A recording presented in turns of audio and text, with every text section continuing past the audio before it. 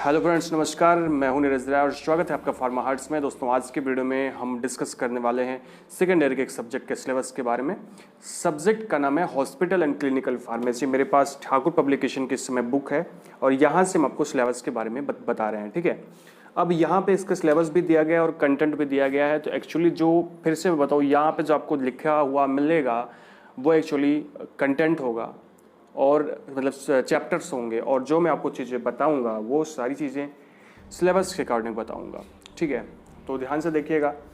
अगर मैं hospital and clinical pharmacy की बात करूं तो actually hospital and clinical pharmacy जब भी आप नाम सुनते हो तो आपको समझ में आ जाता होगा कि यहाँ पे दो अलग अलग चीज़ों की बात की जा रही है। एक होता है हॉस्पिटल फार्मेसी, एक होता है क्लिनिकल फार्मेसी। तो यहाँ इस चैप्टर के अंदर में दो सेक्शन है। पहला है हॉस्पिटल फार्मेसी और दूसरा है क्लिनिकल फार्मेसी। कुछ चैप्टर्स आपको हॉस्पिटल फार्मेसी के अंदर पढ़ने पड़ते हैं और कुछ चैप्टर्स आपको क्लिनिकल फार्मेसी के अंदर पढ़ने पड़ते हैं। तो एक्चुअली चलिए हम बात कर लेते हैं कि हमें कौन कौन से टॉपिक्स पढ़ने हैं। दोस्तों, अगर मैं हॉस्पिटल फार्मेसी की बात करूं तो इसमें हॉस्पिटल के बारे में वो सारी चीज़ें पढ़ते हो जो कि फार्मासिस्ट के लिए ज़रूरी होती है। सबसे पहले चैप्टर में आप इसमें पढ़ते हो इंट्रोडक्शन टू द हॉस्पिटल, मतलब हॉस्पिटल के बारे में आपको पढ़ना पड़ता है, उसके फंक्शन के बारे में, उसके इंट्रोडक्शन के बारे में, हॉस्पिटल के क्लासिफिकेशन, ऑर्गेनाइजेशन, उसके स्टाफ के बारे में। ठीक है, अब उसका कई प्रकार का स्टाफ होता है, उन सभी चीज़ों के बारे में आप पहले चैप्टर के अंदर में पढ़ते हो। और लास्ट में आपको इसमें पढ़ना पड़ता है मैनेजमेंट ऑफ हॉस्पिटल, मैनेजमेंट कैसा होना चाहिए हॉस्पिटल का, और health delivery system in India, जो कि बहुत इंपॉर्टेंट है। Health delivery system in India ये बहुत ज़्यादा इंपॉर्टेंट होता है। तो आप इन सभी चीज़ों के बारे में पहले चैप्टर के अंदर पढ़ते हो। ठीक है, दूसरे चैप्टर की बात करूं तो आपको दूसरा चैप्टर यहाँ पे मिलता है हॉस्पिटल फार्मेसी। देखिए, सबसे पहले हमने पढ़ा हॉस्पिटल के बारे में, उसमें हम सब चीज़ों के बारे में पढ़ेंगे, मतलब पूरी इंटायर हॉस्पिटल के बारे में। लेकिन जो दूसरा आपका चैप्टर है वो है हॉस्पिटल फार्मेसी, और यहाँ पे आप उस फार्मेसी के बारे में पढ़ोगे, मतलब उस ड्रग स्टोर के बारे में पढ़ोगे जो कि हॉस्पिटल के अंदर होता है, हॉस्पिटल के अंदर इन्वॉल्व होता है। ठीक है, मतलब वहाँ का जो ड्रग स्टोर होता है उसके बारे में आपको पढ़ना है। अब इस चैप्टर में आप उस हॉस्पिटल फार्मेसी के ऑब्जेक्टिव, उसके फंक्शन, ठीक है, उसके और उसमें जो सर्विसेज होती हैं उसके बारे में आपको पढ़ना है। ठीक है, उसका लोकेशन कैसे होना चाहिए हॉस्पिटल के अंदर, वो कहाँ होना चाहिए, ऐसे बता दूं तो आपका ग्राउंड फ्लोर पे होना चाहिए। ठीक है, तो ऐसे नहीं है कि टॉप फ्लोर पे होना चाहिए, तो ग्राउंड फ्लोर पे आपका होना चाहिए। तो ये हॉस्पिटल फार्मेसी कहाँ पे, उसका लोकेशन होना चाहिए, उसका लेआउट क्या होता है, और उसमें चीज़ों को आपको कैसे रखना है, उसमें जो लोग रहेंगे वो कैसे लोग रहेंगे, ये सारी चीज़ें आपको पढ़नी पड़ती हैं इस चैप्टर के अंदर में। ओके, नेक्स्ट चैप्टर की मैं बात कर लूँ तो है drug distribution system in India, sorry I am really sorry, drug distribution system in hospital. ये तीसरा चैप्टर है आपका, और इसमें आप पढ़ते हो कि हॉस्पिटल के अंदर जो ड्रग का डिस्ट्रीब्यूशन होता है एक्चुअली वो कैसे होता है। ठीक है, अब यहाँ पे आप जब चैप्टर पढ़ोगे तो आपको समझ में आएगा कि जैसे आउट पेशेंट सर्विसेज होती है, इन पेशेंट सर्विसेज होती है। ठीक है, तो आउट पेशेंट सर्विसेज, इन पेशेंट सर्विसेज, ये सभी हॉस्पिटल फार्मेसी जो है वो सर्विस कैसे देती है इन सभी को, मतलब कैसे ड्रग का डिलीवरी करती है, ड्रग का डिस्ट्रीब्यूशन करती है, वो सारी चीज़ें आप पढ़ते हो। इसमें कई चीज़ों के बारे में आपको पढ़ना पड़ता है, कई सिस्टम होते हैं, जैसे फ्लोर स्टॉक सिस्टम होता है, सैटेलाइट फार्मेसी होती है, उन सभी चीज़ों के बारे में आपको इस चैप्टर के अंदर पढ़ना पड़ता है। नेक्स्ट चैप्टर आपका है मैन्युफैक्चरिंग। अब देखिए, इसी चैप्टर में कभी कभी हम पढ़ लेते हैं drug distribution system in hospital, इसी में हम मैन्युफैक्चरिंग के बारे में पढ़ लेते हैं, और कभी कभी कुछ किताब में मैन्युफैक्चरिंग का जो चैप्टर होता है वो अलग होता है। देखिए, हॉस्पिटल के अंदर में क्या होता है कि जो ड्रग हाउस होता है उसमें एक मैन्युफैक्चरिंग कंपार्टमेंट होता है, और वहाँ पे जो ड्रग होती है वो मैन्युफैक्चर की जाती है by the hospital. Okay, hospital के द्वारा जो है सामान को बनाया जाता है। तो उसमें दो चार चीज़ें महत्वपूर्ण होती है। जब भी आपको सिलेबस पढ़ाया जाएगा तो वहाँ पे बताया जाएगा कि उसमें कौन सी चीज़ की मैन्युफैक्चरिंग बहुत ज़्यादा जरूरी होती है।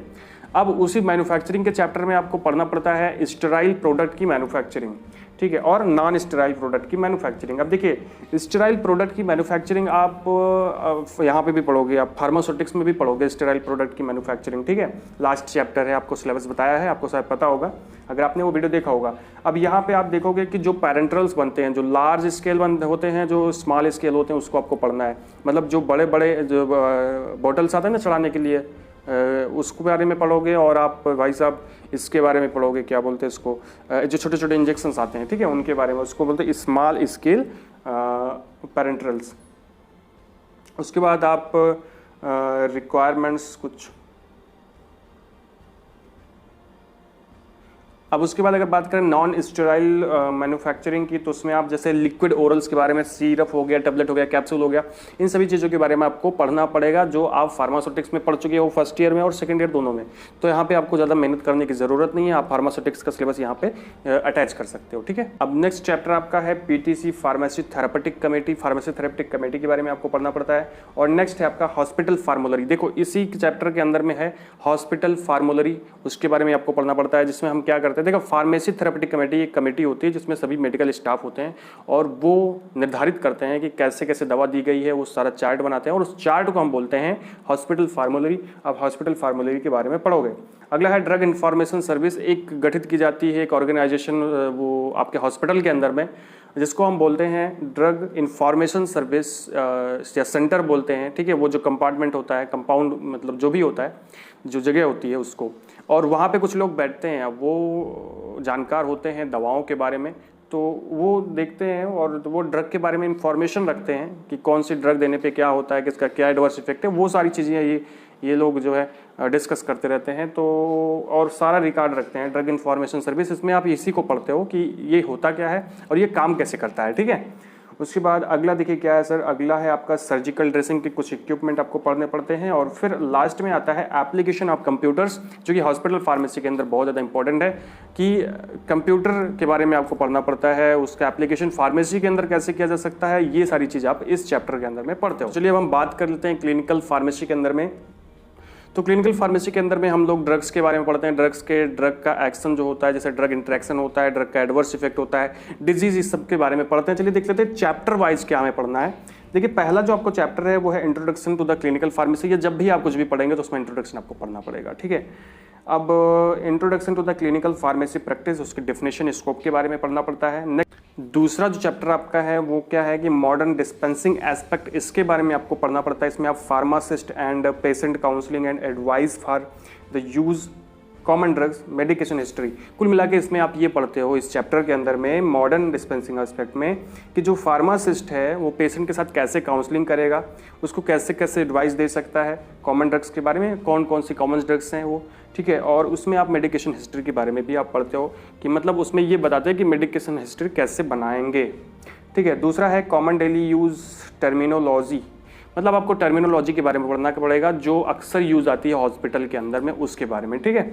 नेक्स्ट आपको पढ़ना है डिजीज़ का मैनिफेस्टेशन, उसका पैथोफिजियोलॉजी, मतलब डिजीज़ के बारे में कुछ डिजीज़ होती हैं जैसे आपके ट्यूबरकुलोसिस है, यहाँ पे कार्डियोवैस्कुलर डिजीज़ है, एपिलेप्सी और diabetes, peptic ulcer, hypertension, hepatitis, rheumatic arthritis, इतनी ड्रग्स हैं, इतनी डिजीज़ हैं और इन डिजीज़ के बारे में आपको पढ़ना पड़ता है, उनका मैनिफेस्टेशन मतलब उनका सिम्टम्स और उनका पैथोफिजियोलॉजी कि वो होते कैसे हैं उसके बारे में, ठीक है। डिजीज़ में ये मैं आपको बता दूंगा कि ये डिजीज़ कैसे होते हैं, क्या होता है इनका।